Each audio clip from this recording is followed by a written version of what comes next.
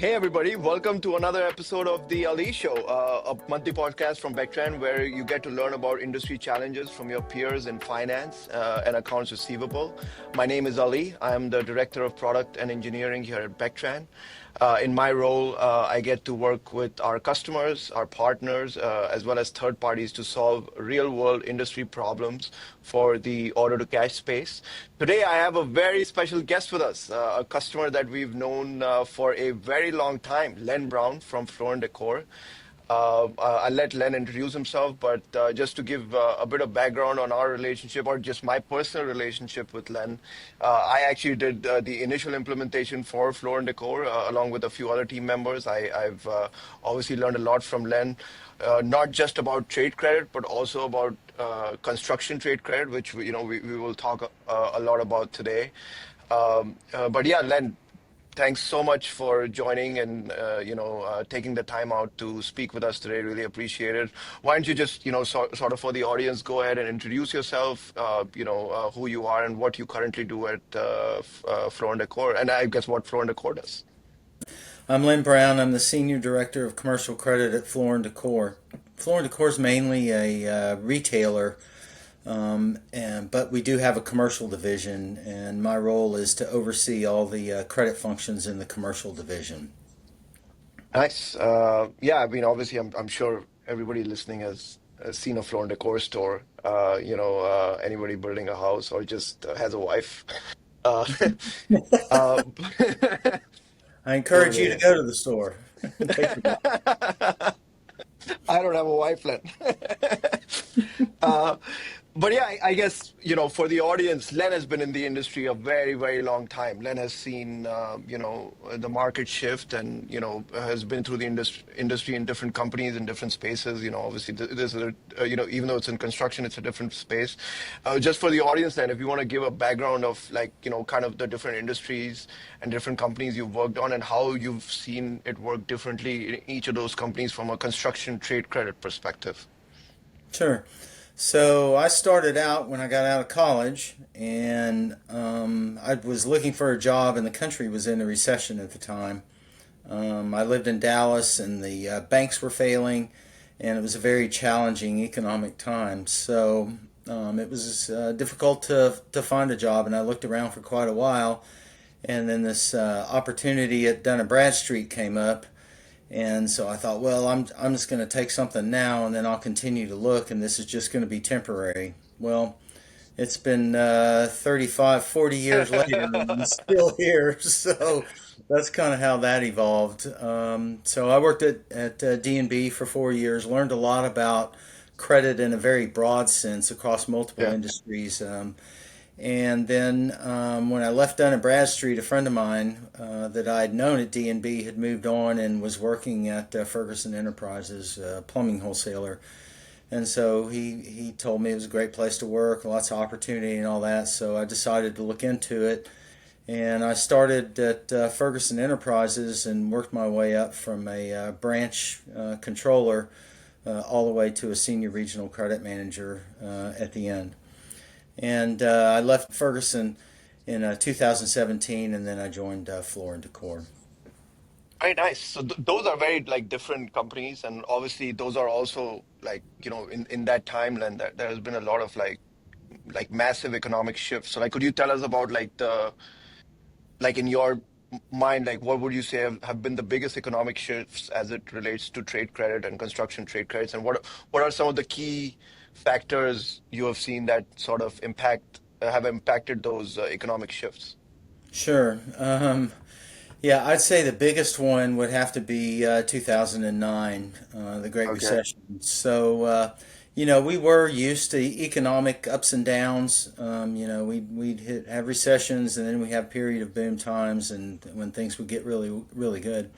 But in '09, I had never seen anything like that. I had customers who were buying hundreds of thousands of dollars from us a month and paying us on time like clockwork for years and years and years. And one particular one rolled into the 30-day column, and within 2 weeks, I got a bankruptcy notice. So Oh it was wow. very, steep, as we got into that, it was literally like somebody just went to the faucet and turned the water off, and everything shut down. And it was especially bad in Florida, where I was located, because we had had such a large boom with Yeah. house prices and everything else going up. Um, so very challenging during that time. We found a lot of the tools that we had relied on to get paid, liens, for example, weren't working either. A lien basically depends on the owner having money, and Yeah.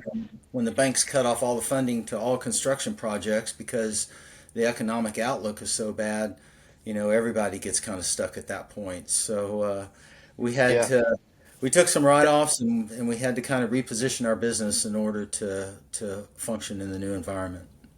Technology wasn't also as sophisticated as it is now. So obviously, even like, now at least you have t tools and technology in place. I know we help you do the lean Mhm. filing process as well, but like, I'm sure for other items, even like being able to review customers or, looking at past due AR and whatnot, like, technology wasn't there. So a lot of it, I imagine, would have been manual just to be able to figure it out, right? Like today, it's easier to figure it out if you have a customer going bad. Like, I mean, at least better than that. Like that would have had a big impact there as well, I imagine.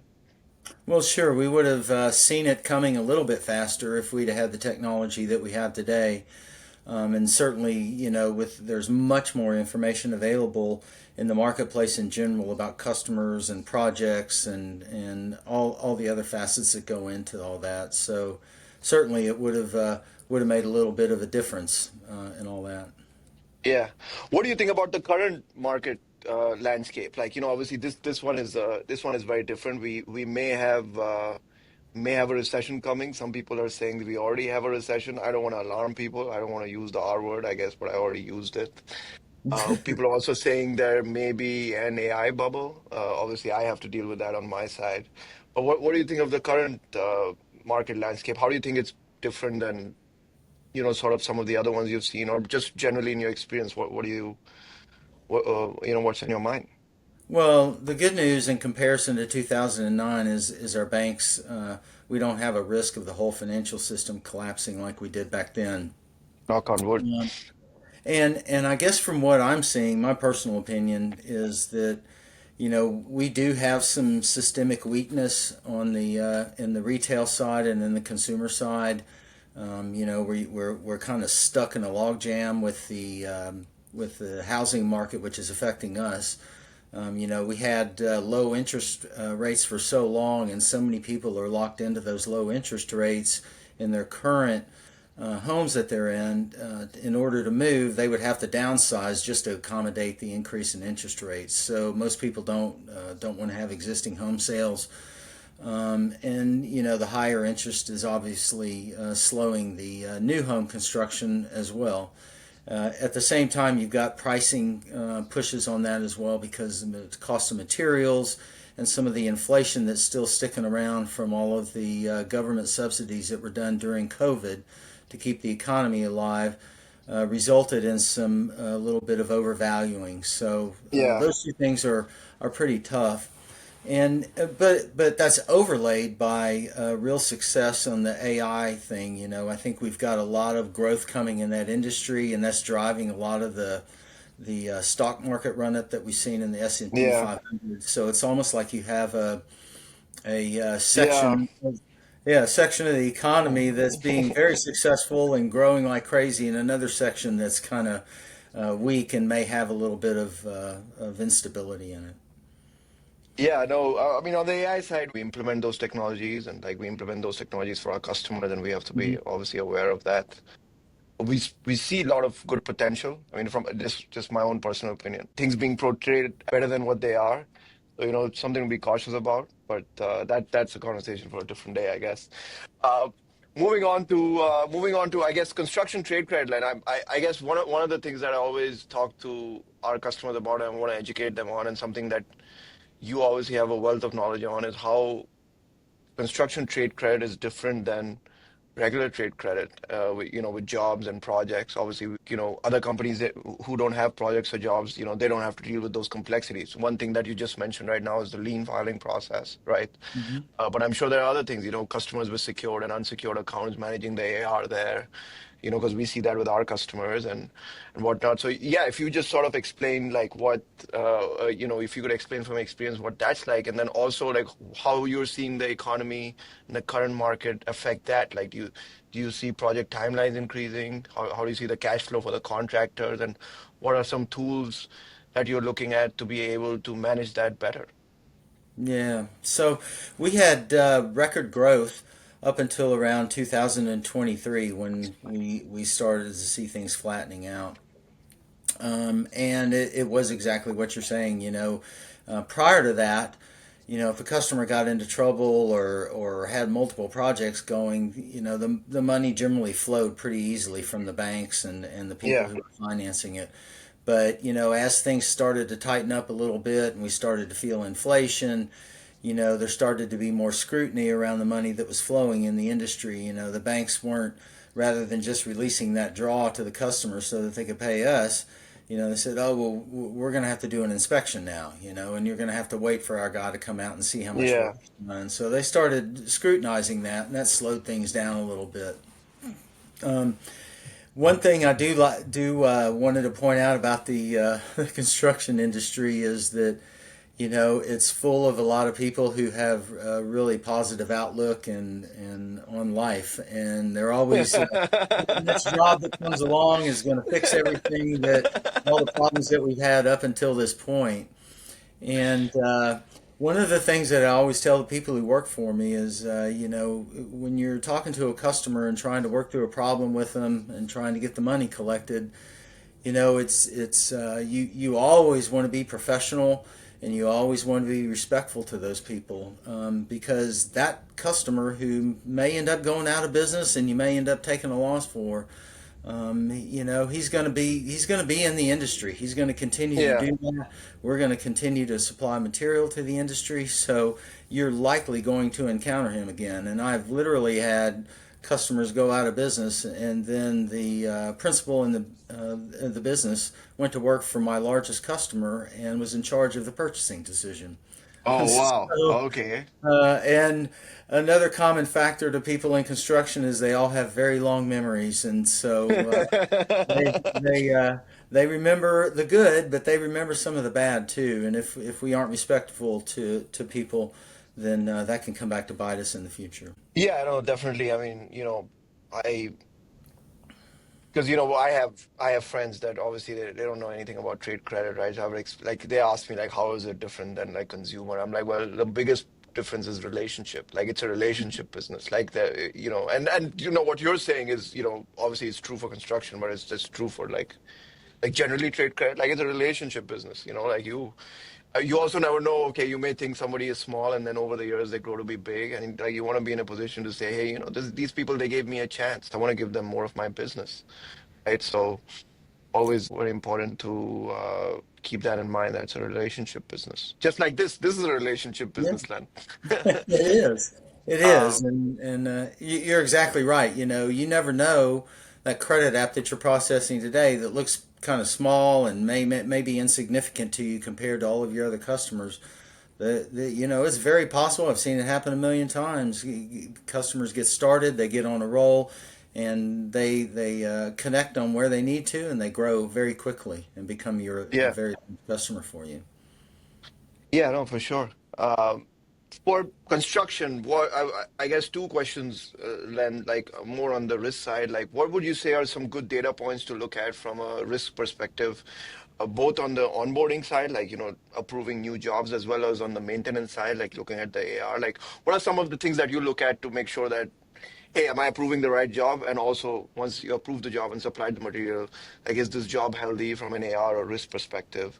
And what are some of the tools that you've seen or like sort of models or risk? Because I know we work with you a lot on the risk modeling side, and obviously Mhm. we work with you a lot on that. It's like, but like, what's the mindset and some of the data behind that? Like, what would you tell the other viewers and listeners like to focus on if they're in construction? Like, and even something basic that they may not even think of.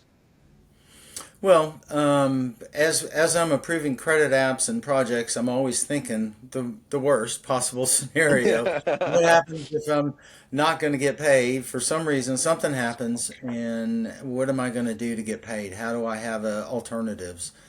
And so, a lot of that there's multiple places you can go for that. Relationship is a lot of it, like we mentioned earlier. If you're the guy who's taking care of the customer and has a great relationship with them past, obviously they're going to want to take care of you, or we hope so anyway, when they get into a problem. And part of that is the line of communication too.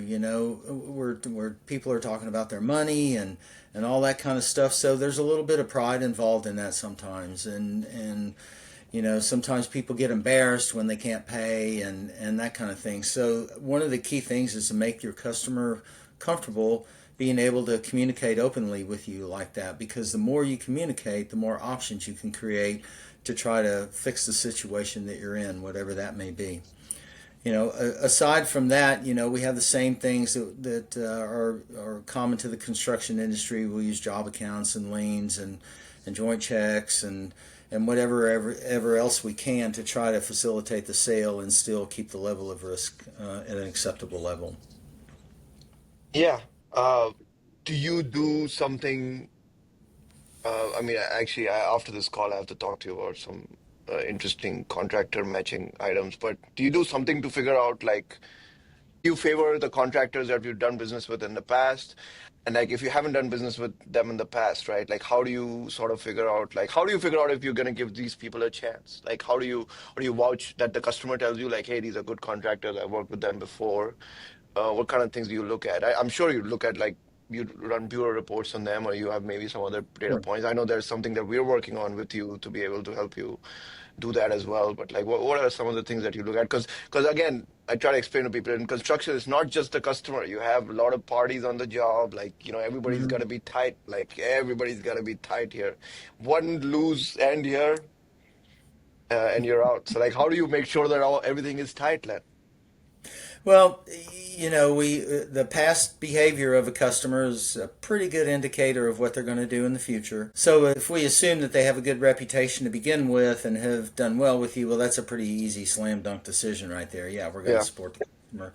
Where it gets troublesome is or challenging is where the customer may have a marginal history with you. Maybe they didn't pay you on the last couple jobs, or you've had to really push to try to get that done, and threaten some other alternatives to get paid if they don't come across with the payment and get their account current. But so when that happens, we try to look at the other players who are involved in the project as well. Who's the owner, who's the general contractor, where's the financing coming from, and we try to build that support system back behind the customer, that so we have alternatives that we can go to try to get paid. Now, a lot of that happens automatically in the lien notice process. If it's large enough for us to secure our lien rights and use that as a tool, then notifications will go out to the most of the time to the people who are involved, and that keeps them on notice and obviously creates obligations on their part once they receive those notices.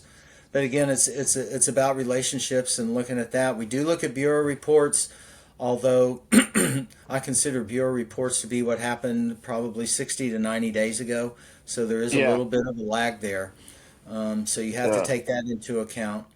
And then also the quality of the reports. Sometimes, you just don't have information out there. A general contractor, if you're selling them, for example, a lot of times, they're doing all the material purchases and everything through their subs. So there may not be a whole lot of credit information on them. Same thing with developers. If the developer has created a one-time LLC to own a particular property, there's very little credit information available on that. So you have to look beyond the customer, beyond the players that are in there sometimes, and see where if there's real financial strength back there or not. One of the things we've been hearing, Len, is if they're owned by a third party, like a PE firm or something, like looking at the history of the Mm-hmm. PE firm as well.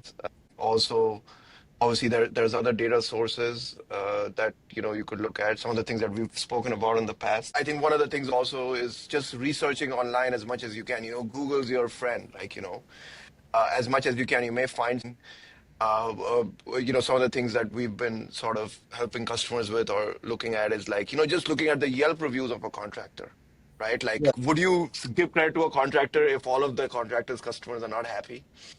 Are we not? Absolutely. Uh, Yeah. yeah, We look at all those things, when I struggle to find information or it appears or information from the bureaus and it appears that the customer may have marginal credit. Absolutely, I do go look at Yelp reviews. I look at the Better Business Bureau yeah, potentially and see if there's been complaints because, along with all the credit history and the strength of the people involved in projects and all that other kind of stuff, it really boils down. The only way that customer is going to generate the cash to pay you is to execute on the job.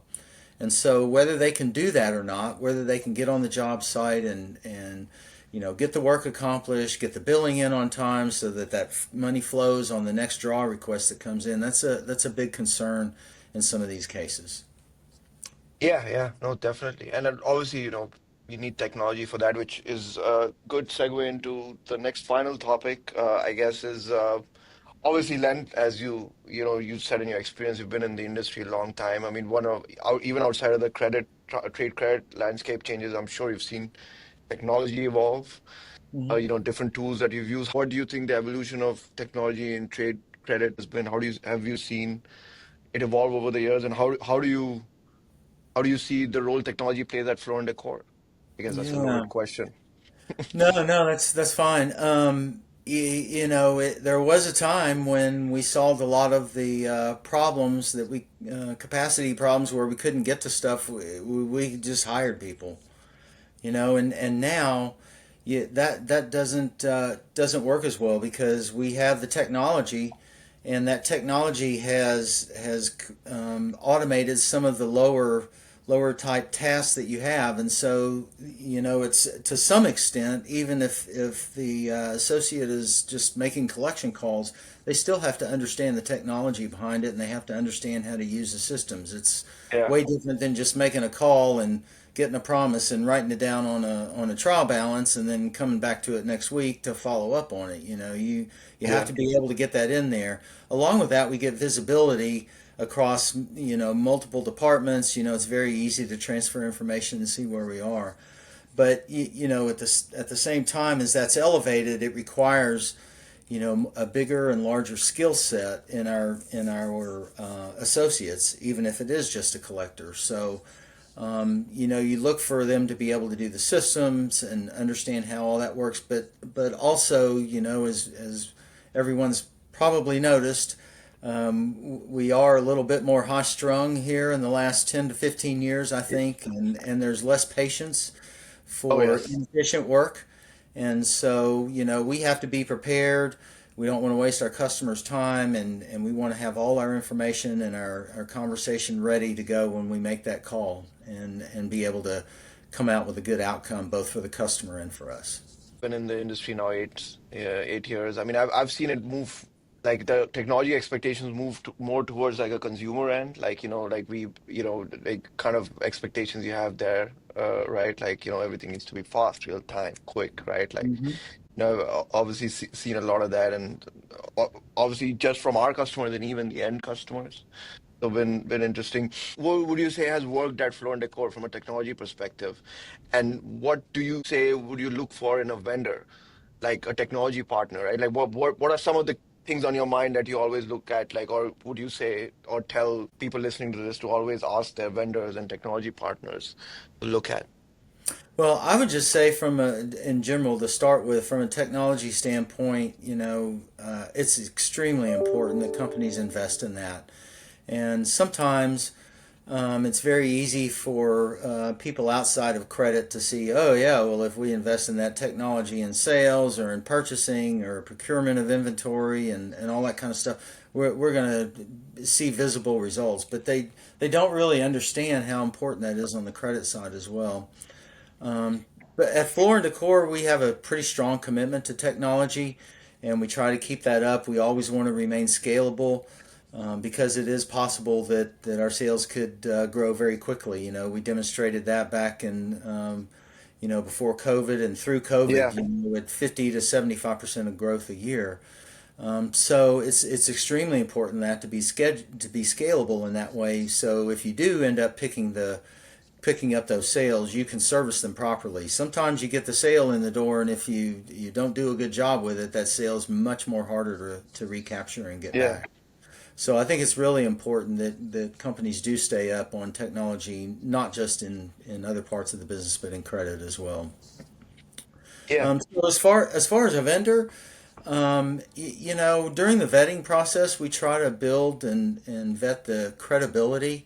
I mean, because let's face it, when we're on sales calls with potential vendors, especially technology vendors, the system can do everything, and yes, we can get it in, and yes, we can get it in before the date that you want, and all that other kind of stuff. So, I would just say, during the vetting process, are you getting complete answers, or is the potential vendor responding to you in a timely basis? Are they doing what they say they're going to do? Yeah. And so I think that's important, and it's also important to understand the real return that you're going to get out of Yeah. that. If you do implement the technology, how many hours is that going to save on your staff, and how much money is that going to result in, or how much more capacity are you going to be able to do because you have that technology? And then the last part of it is just staying on top of the implementation as you go. Again, you've got to keep it just similar to a collection call. If you're Yeah. promised a milestone within the project and it was promised on the 15th of the month, then if you haven't heard anything by the 16th or 17th, you probably need to make a phone call and find out what's going on. And see what you can do to get things moving in the right direction. Yeah, no, I definitely, and all I would, from my side, what I would say is, because we place a lot of emphasis on how much of the product development for a given vendor comes straight from customer feedback versus how much they actually Mhm. do by themselves. So that's very important, right? And I'm not some genius. I wake up in the morning every day and I could dream up all these features. It all like comes from people like you, right? Like, and it has to. Otherwise, like the direction that your product or company may go is like way outside of what like your customers are expecting.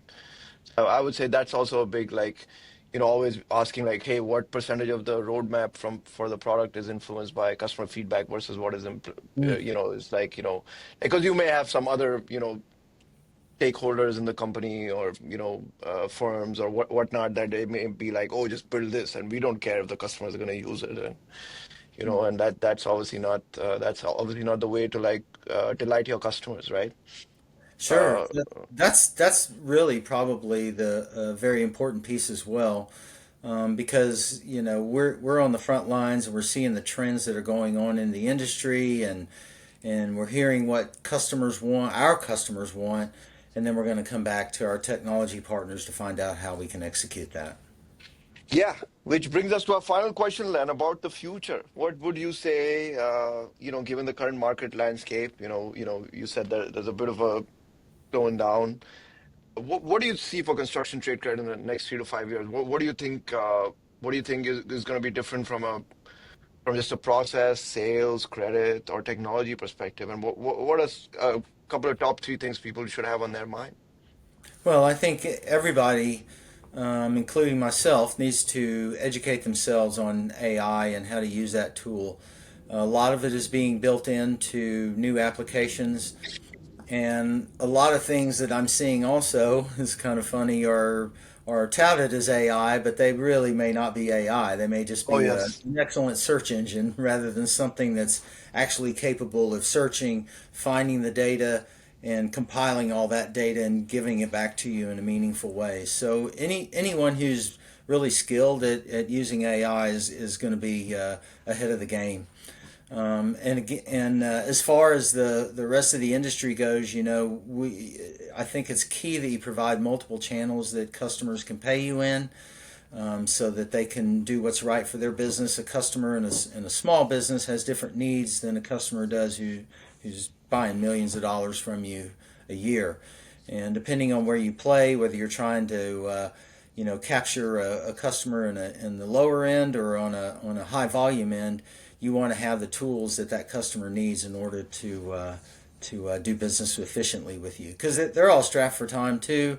and their customers are demanding everything be done faster, better, cheaper. So they turn around with their vendors and their people who work for them and everything else, and they expect the same thing back from them.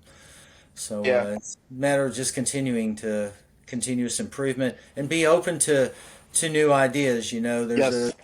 There's a certain bit of the population that wants to figure out how to do things and then just stay in their comfort zone and do that over and over and over. And that's just not really possible today, I don't think, if you don't want to, if you want to continue to grow. So having an open mind, considering all different things that you can in order to create new ideas is extremely key. I'm sure this is going to be very valuable for everybody in, trade credit. Really, I want to thank you for your time, really. I mean, this was phenomenal. I also think like we need people like you in the industry that see you're looking forward, right? Like you're talking about like how we evolve and how we change. Think about how we're just gonna keep doing things the way that we did it. So we do need that because those are the people that would challenge like technology partners like us, right? Hmm. Because obviously you don't want a vendor that wants an easy job that you never get any feedback, right? Like you need feedback from people like you to be able to, and then you help us. We can make it better for everybody, right? So that Exactly. really, yeah, that really appreciate that. But yeah, for the listeners, thank you everybody for joining the Ali Show. Please do subscribe to us on wherever you listen to your podcast, YouTube, Spotify, Apple Music, wherever else we are. But yeah, thanks everybody, and thanks Len. Really appreciate it. Thank you. Thank you.